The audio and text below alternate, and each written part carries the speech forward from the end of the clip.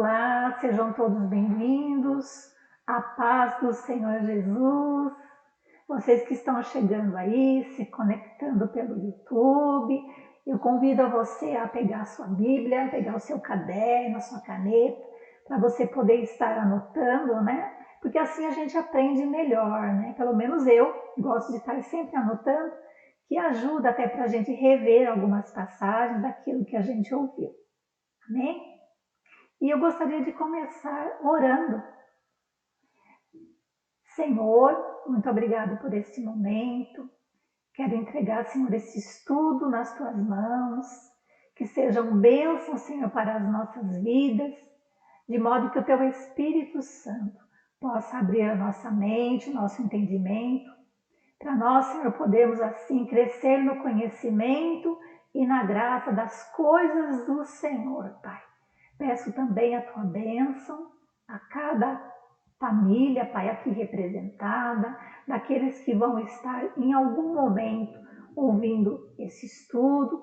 Peço a tua bênção, o teu favor, Pai. E assim nós oramos em nome do Senhor Jesus. Amém. É muito bom a gente aprender as coisas das Escrituras Sagradas, né? E eu quero trazer aqui para vocês, lá no Antigo Testamento, né? Nós já tínhamos alguma notícia por meio dos profetas que fala sobre essa era messiânica, né? Que é a vinda, a chegada do Messias. Então, temos algumas referências aqui de alguns dos profetas. Primeiro, nós temos aqui em Jeremias, no capítulo 31, versículo 31 e 33, nos fala sobre uma nova aliança ou um novo pacto. Ezequiel 36, 26, sobre um novo coração. Já em Joel capítulo 2, versículo 28 e 29, fala sobre o derramamento do Espírito de Deus. Em Zacarias capítulo 13, versículo 1 e 9, fala sobre a purificação do pecado e da impureza. Algumas traduções têm como imundícia. Também em Zacarias capítulo 14, versículo 20 e 21, fala de refinar pelo fogo e de uma marca santa. Já em Malaquias capítulo 3, versículo do 1 ao 4, fala do tempo de purificação para a vinda do Messias, né? Aqui, na verdade, o Senhor, ele já mostrava para o seu povo, né, um caminho. Para quê? Para estabelecer essa criação através de uma restauração, né? Então, foi muito aguardado a chegada do Messias. E aqui também nós podemos ver que isso não é algo novo, porque já no Antigo Testamento tem uma referência bíblica que fala que já havia esse apelo da parte de Deus para o povo de Israel se santificar. Então, lá em Levítico, capítulo 20, versículo 7, diz assim: portanto, consagrem-se e sejam santos, pois eu sou o Senhor, seu Deus. E da mesma maneira, nós podemos ver aqui no Novo Testamento uma outra referência que está lá em 1 Pedro, no capítulo 15 e 16. Então, vamos ler aqui. Aí é o apóstolo Pedro citando as Escrituras para falar sobre a necessidade do povo de Deus se santificar. Diz assim: agora, porém, sejam santos em tudo o que fizerem, como é santo aquele que os chamou. Aí ele completa: pois as Escrituras dizem, sejam santos, porque eu sou santo. Então aqui o que nós podemos ver? Que toda a Bíblia, na verdade, ela é importante. Tanto o Antigo Testamento como o Novo Testamento, eles se complementam. né? E nessa passagem aqui, eu não coloquei aqui, mas eu vou ler para vocês. No versículo 14 dessa mesma referência de 1 Pedro, tem um comentário aqui, né? Que diz assim: sejam filhos obedientes, não voltem ao seu antigo modo de viver, quando satisfaziam os próprios desejos e viviam na ignorância. E aí vem a conclusão. Agora, porém, então é interessante a gente ver que aqui essa santidade que era solicitada no antigo repete-se no novo. Então é algo do coração de Deus, porque esse é o desejo do Senhor, né? Que todos os seus filhos sejam santos, né? Lindas escrituras quando a gente vê assim o Senhor falando de uma forma tão intensa, né? Uma ordem, sejam, né? Para nós. Continuando um pouquinho mais, falando sobre a santidade aqui dos ensinos de Jesus, né? Jesus ele veio habitar entre os homens para cumprir uma missão, e essa missão do Senhor tinha uma grande relevância primordialmente espiritual. Alguns não entenderam isso, né? Mas era esse o foco, essa era a missão do Senhor. Então aqui nós podemos dizer que os ensinos de Jesus transcendem o tempo, são atuais e têm um poder incrivelmente transformador. Sim, transformador na vida daquelas pessoas que têm o seu entendimento aberto e acolhem o Evangelho de Cristo, né? Transforma, assim que deve ser mesmo, dia após dia, tendo a nossa vida transformada à medida que nós vamos conhecendo um pouco mais da palavra. E olha aqui que lindo a respeito do nosso Senhor. Fala assim, que Jesus, ele foi declarado como santo de Deus, né? Aí as referências bíblicas, João 6,69, Lucas 1,35 e 4,34. Também, lá em João 8,46, fala que ninguém podia acusar um único pecado nele, não é? O Senhor, ele se manifestou, o Senhor, o nosso Deus, ele foi conhecido entre os seus discípulos, entre as pessoas, né? E não havia nada que alguém pudesse falar a respeito dele. Veio cumprindo as Escrituras. Aqui o Evangelho de João, o apóstolo João, no capítulo 1, versículo 29, ele recorre ao testemunho de João Batista para indicar que Jesus é o Cordeiro de Deus que tira o pecado do mundo, algo muito precioso, né? Aqui falando sobre o pecado. E a palavra de Deus nos diz que, lá em Romanos 3,23, que todos pecaram. Então, todos pecaram e diz que destituídos nós temos desta glória de Deus. O que quer dizer disso? Que nós, por nós mesmos, não conseguimos alcançar esse padrão da glória de Deus na nossa vida. Que nós precisamos, na verdade, de ajuda para isso, né? E também a palavra de Deus, ela nos orienta que essa salvação, ela pode ser dividida em 3 tempos. Nós vamos lá para o versículo, né? Para nós podermos estar acompanhando aqui. Lá em 2 Coríntios, capítulo 5, versículo 21, diz assim: pois Deus fez de Cristo, aquele que nunca pecou, a oferta por nosso pecado, para que por meio dele fôssemos declarados justos diante de Deus. Coisa maravilhosa da parte do Senhor, né? A gente poder dizer isso. Mas como assim, irmã Jussara? Justo sim, porque o que Jesus fez por nós na cruz no passado, né, foi trazer essa justificação para nós sermos considerados juntos diante de Deus. Ele nos substituiu naquela cruz, né? Então isso quer dizer que ele nos liberta da penalidade do pecado, da sentença do pecado, daquela culpa que ele tomou sobre si. Então, por meio de Jesus, nós somos declarados justos. Também, aqui nós podemos ver sobre a regeneração. O que é isso, a regeneração? É um novo nascimento, uma nova vida, é um despertamento espiritual na nossa vida. E também somos, nesse momento, adotados como filhos de Deus.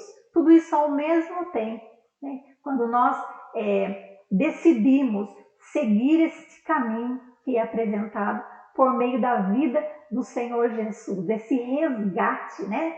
E essa salvação no presente, né? Ela é assim algo que diz respeito com o Espírito Santo de Deus. Nós vamos ver mais lá à frente um pouquinho sobre isso, que nós somos declarados esses salvos, né? Que depende dessa consagração que o Senhor diz aí. Sejam santos, dia a dia, né? É dia a dia isso. Então, isso representa que nós temos condições, né? E que nós estamos aptos a viver uma vida liberta desse pecado. Nos dá condições por meio dessa santificação, dessa busca. E também fala sobre a salvação no futuro, né? O que Jesus fará por nós no futuro é chamado da glorificação, né? O Senhor nos chamará para junto dele. Aí sim, nós seremos livres da presença do pecado. Lindo isso, né? Maravilhoso o Senhor falando isso para nós. E aqui, vou trazer para vocês mais uma notícia, né? Então, o que Jesus ensinou a respeito dessa santificação? Então, na palavra de Deus, nós podemos dizer que Jesus Cristo fez essa oração pelos seus discípulos. Aqui os ensinos de Jesus. Ele disse assim, ó: consagra-os na verdade que é a tua palavra, né? João 17:17. E também ele acrescenta aqui, olha, ele fala sobre a verdade, ele diz, eu sou a verdade, o caminho, a vida. Jesus fala disso, né? Sendo ele tudo isso na nossa vida. Então, e aí esse acréscimo que diz assim, é a palavra que tem o poder de santificar. Olha que coisa linda, né? Então, por que eu devo ser santo? Poderia perguntar, mas por que então, né? Aqui nós temos uma referência bíblica que está lá em Hebreus, no capítulo 12, no versículo 14, que diz assim: esforcem-se para viver em paz com todos e procurem ter uma vida santa, sem a qual ninguém verá o Senhor. Olha aqui, é tremendo, né? Sem a qual ninguém vai poder ver o Senhor. Então é algo que precisa ser praticado, é algo na vida do cristão que tem que ser vivido no seu dia a dia. O pecado na vida dos filhos de Deus, né? Ele deve ser algo assim, se acontecer, como um acidente, não pode ser algo constante, não é? Embora nós sabemos que se nós pecarmos e nós confessarmos ao Senhor os nossos pecados, Ele é fiel e justo para nos perdoar. Mas tem que ser assim, algo, como eu disse, né? Que não faça parte da nossa rotina, né? Nós temos que ter essa certeza, né? Que o Senhor nos chamou para isso e praticar, não é verdade?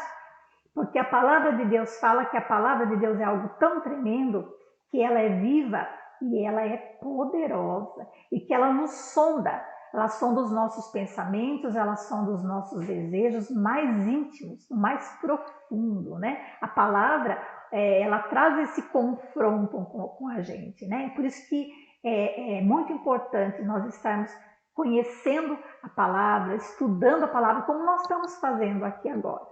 A parte do Senhor sempre tem ferramentas, sempre o Senhor levanta pessoas para nos ajudar a conhecer um pouco mais do Senhor, né? Glória a Deus por isso. Amém? E falando um pouquinho mais, assim, eu queria comentar que é por intermédio de Jesus que nós nos tornamos aptos e capacitados a viver essa vida santa que é requerida aqui.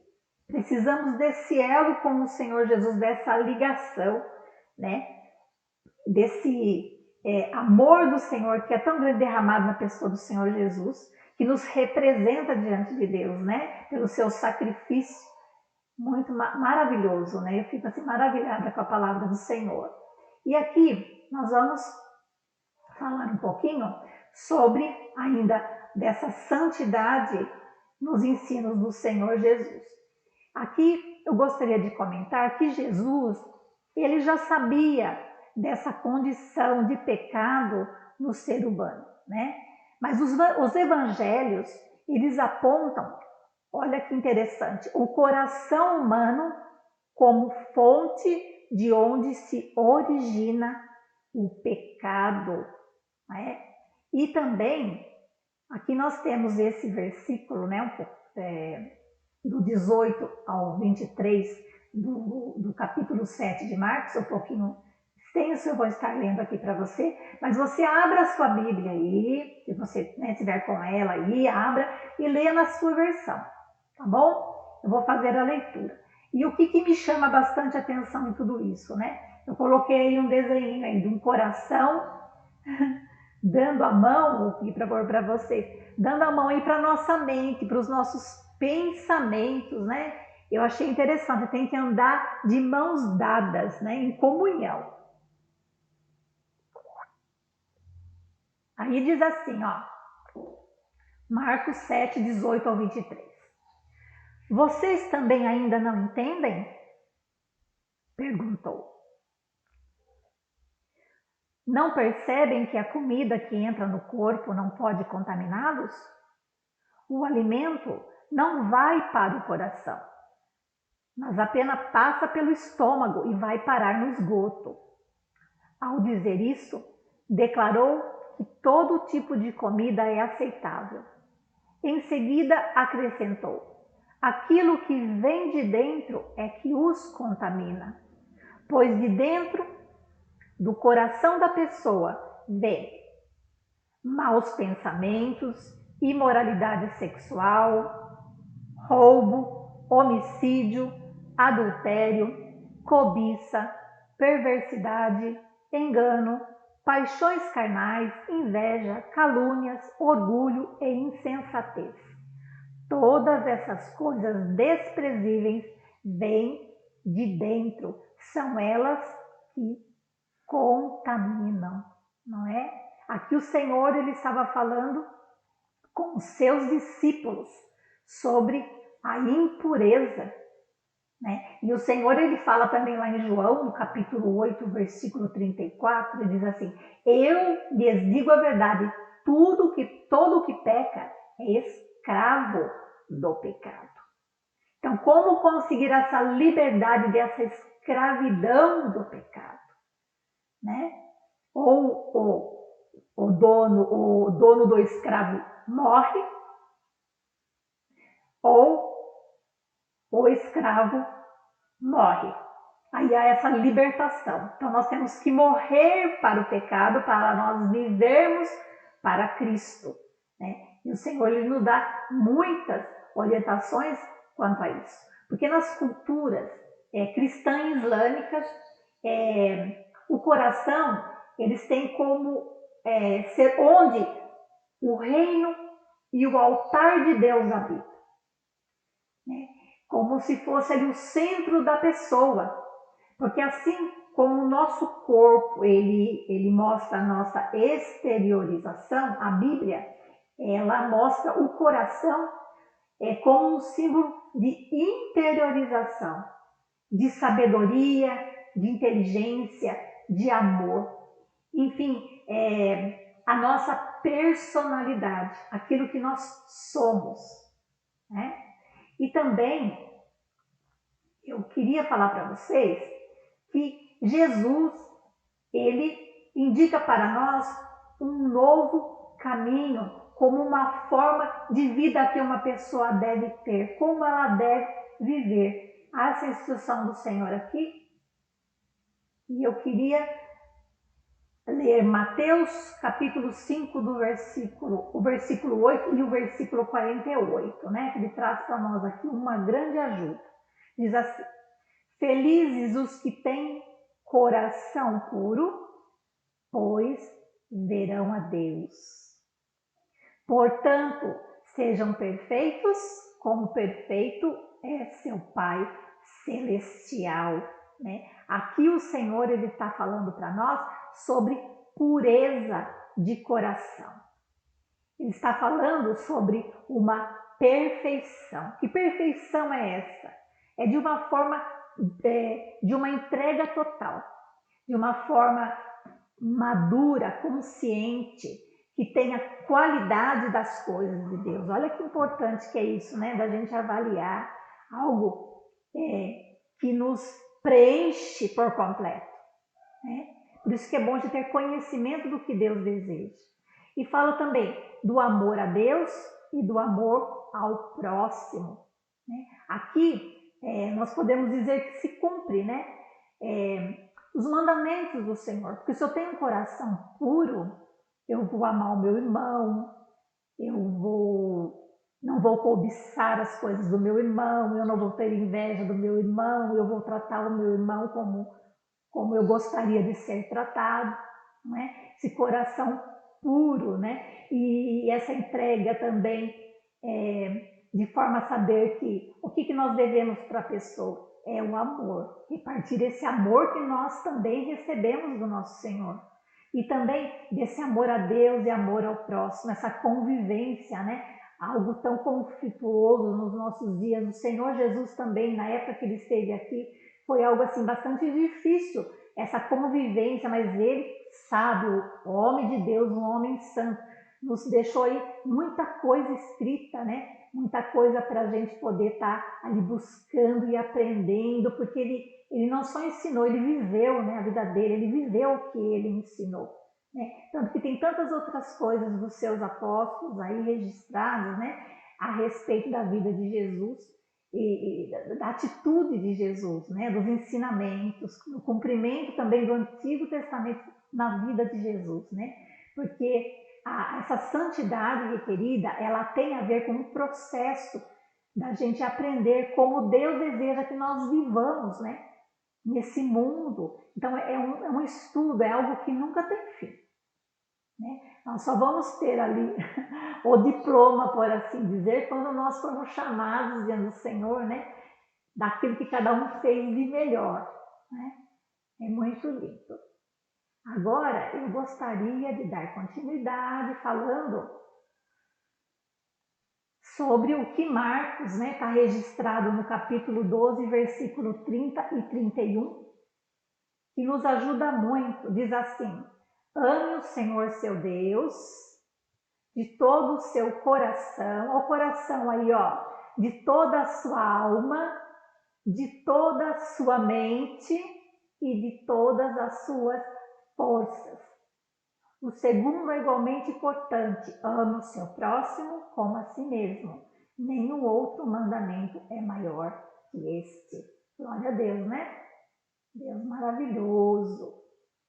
Aqui nós vamos falar em que consiste este caminho, né? Que o Senhor, ele nos fala aqui nos seus evangelhos. Então, os evangelhos, eles falam de Jesus como aquele que batiza com o Espírito Santo e fogo. Esta referência, Mateus 3, 11 e 12, são as palavras de João Batista, né? João Batista foi o último dos profetas que anunciaram a vinda de Jesus. Né?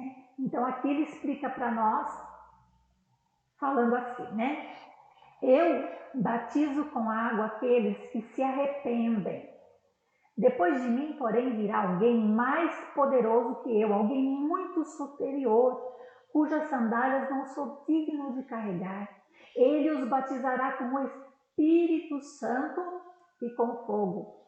Ele já tem na mão a pá e com ela separará a palha do trigo e limpará a área onde os cereais são debulhados. Juntará o trigo no celeiro, mas queimará a palha no fogo que nunca se apaga. Né? E aqui tem mais algumas referências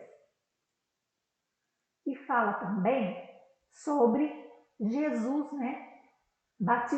Jesus que batiza com o Espírito Santo e com fogo. Então, na verdade, aqui eu queria chamar a atenção sobre esse batismo com o Espírito Santo. Né? Que João Batista, ele batizava e preparando o povo para a chegada do Messias, do enviado, do ungido de Deus, né? Com água.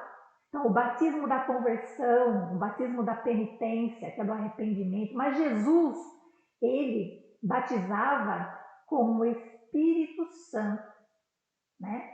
Aqui fala, e com fogo também, né? Embora aqui, o que eu quero passar para vocês é mais o batismo com o Espírito Santo. Porque, embora o Espírito Santo de Deus, ele, um dos seus símbolos também é o fogo, né? Mas não é o que fala nesse versículo, porque aqui quando João Batista estava falando, tinha ali junto a essa multidão os fariseus, os mestres da lei, e esse fogo aqui nesse versículo está falando sobre o julgamento do Senhor.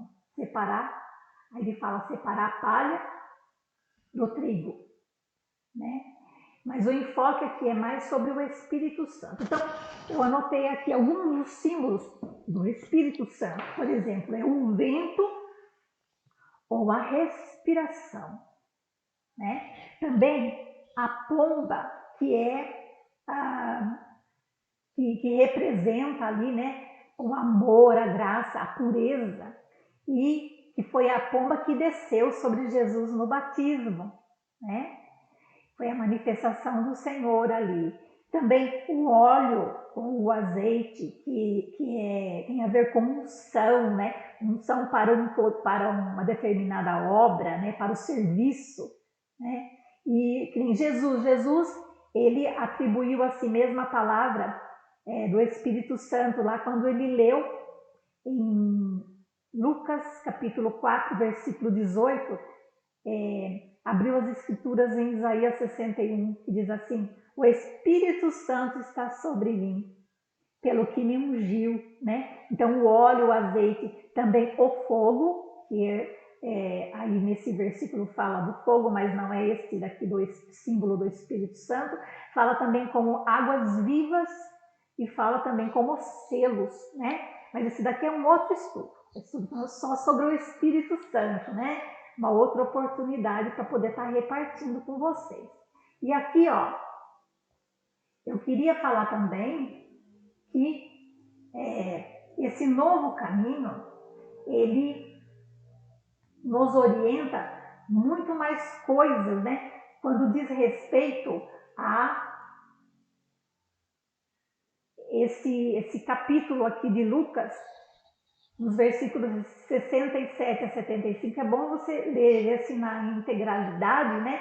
Mas eu estou resumindo aqui para você, porque ele cita profecia em Zacarias, que diz que através de Jesus nós serviríamos a Deus em santidade e em justiça. Então aqui há uma movimentação de nós, né? Diante dessas santidades que o Senhor nos requer, um serviço para a obra do Senhor, né? Nós somos criados para o louvor da glória de Deus, mas também o ide, fazer discípulos, ensinando, né? Às vezes dentro da nossa própria casa, às vezes ali a nossa parentela, às vezes o Senhor nos pede para ir mais longe, não importa, mas aqui nós somos chamados para esse serviço, né? E praticando também essa justiça do Senhor, porque o Senhor ele é reto, ele é justo juiz de todas as coisas, né? E também aqui, ó, Jesus, ele, em João capítulo 14, versículo 16 e 17, ele fala que Jesus, ele promete enviar o Espírito Santo aos seus discípulos e que o Espírito Santo estaria sempre com eles, né?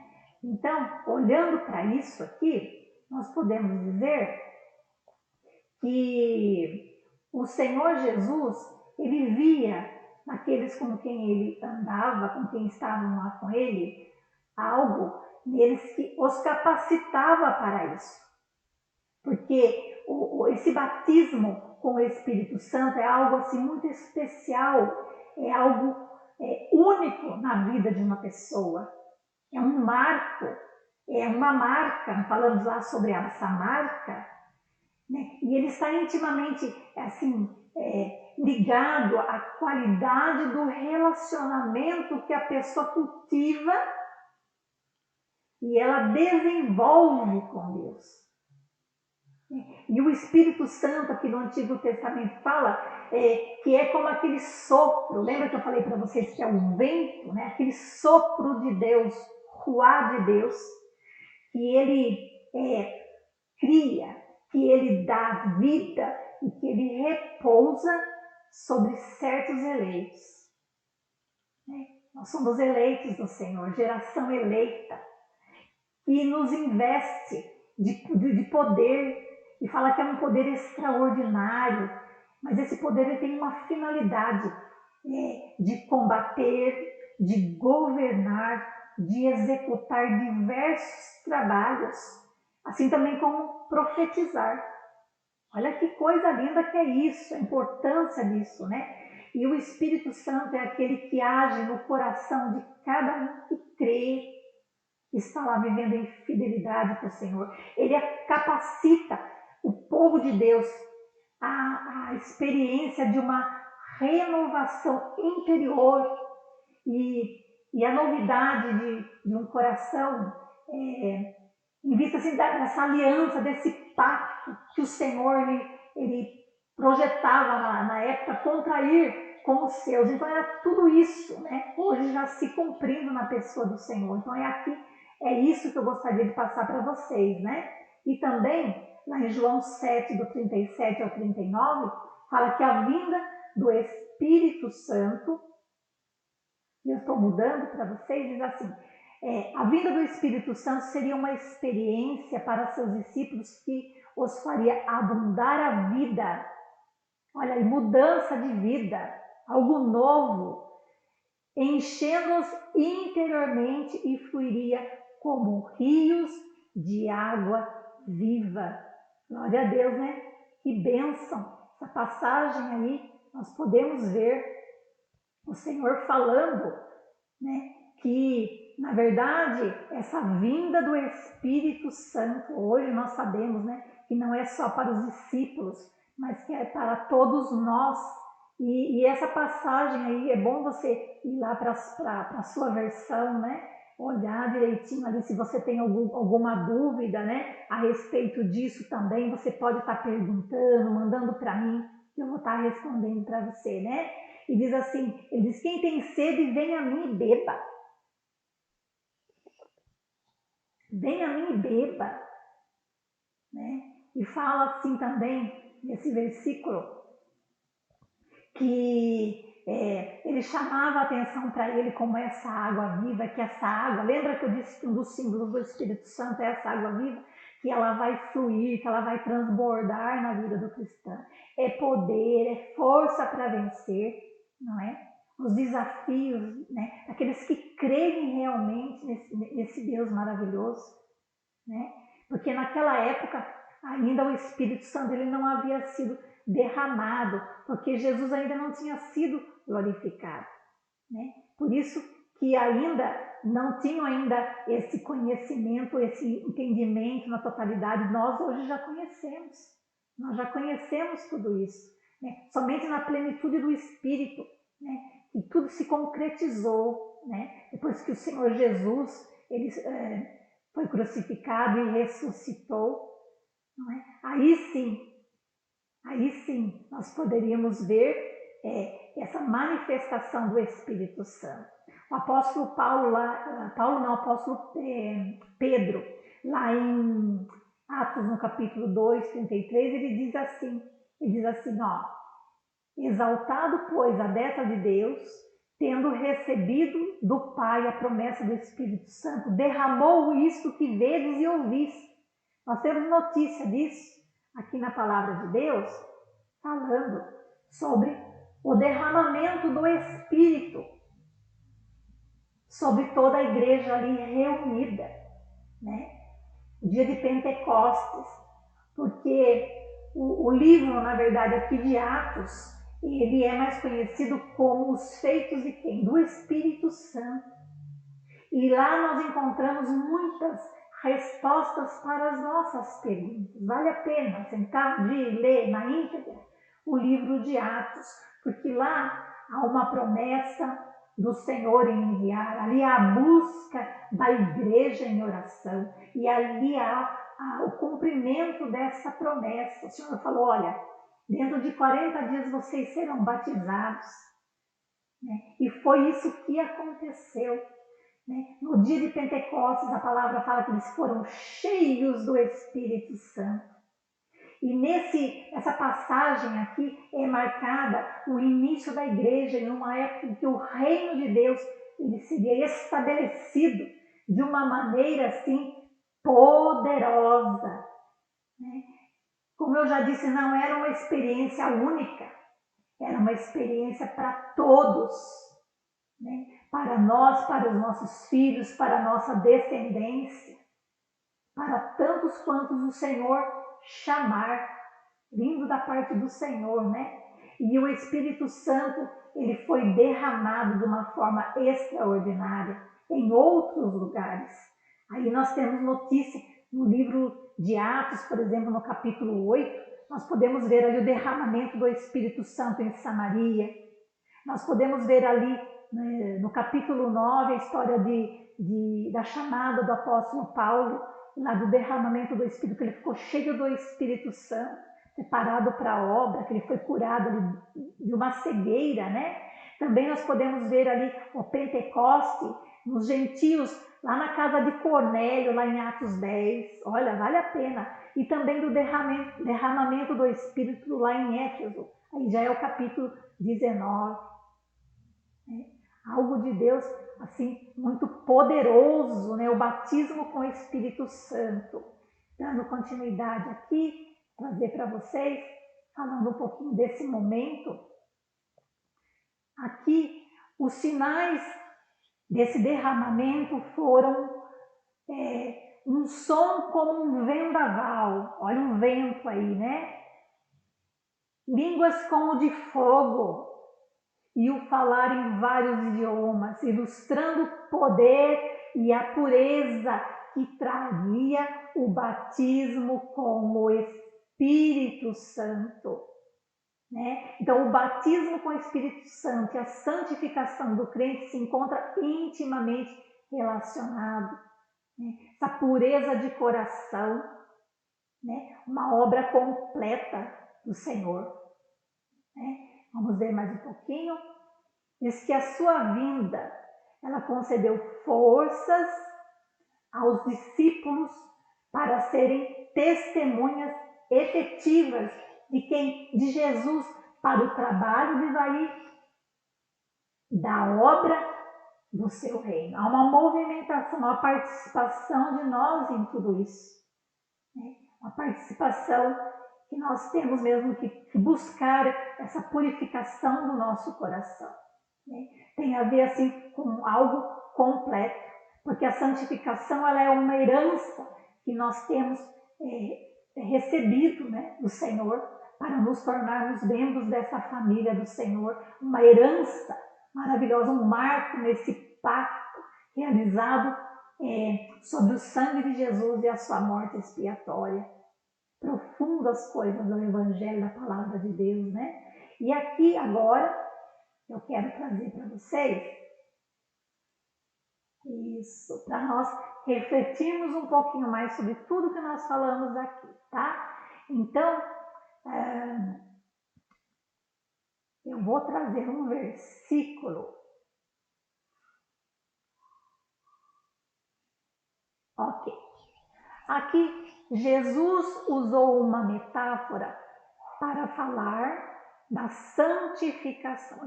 Isso está lá em João, no capítulo 15, no versículo 6 e 7. Você tem uma ideia do que eu estou falando? Que metáfora é essa que está citada nesse versículo? Se você sabe, tecla aí, coloca aí. Se você disse que aqui o Senhor ele está usando a figura de uma figueira, né? Para falar para nós sobre essa ligação com a videira, você acertou, tá? A palavra de Deus diz para nós aqui, nesse capítulo e nesse versículo, assim: quem não permanece em mim é jogado fora como um ramo imprestável que seca. Esses ramos são ajuntados no monte para serem queimados. Mas se vocês permanecerem em mim e minhas palavras permanecerem em vocês, pedirão o que quiserem e isso lhes serão concedidos.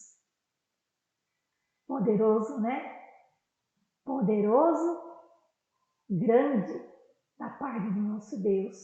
Os ensinos de Jesus, né? E aqui eu queria também para nós refletirmos, dizer que o ministério de Jesus estava sobre a influência e orientação de quem? Do Espírito Santo. Em todo momento, essa ligação, essa unidade com o Pai e o Espírito, né?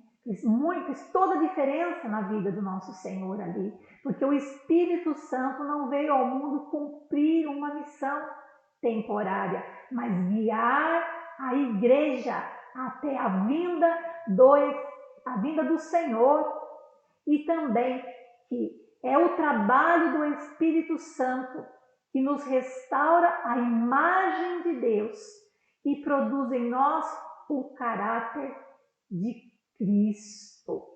Glória a Deus, né?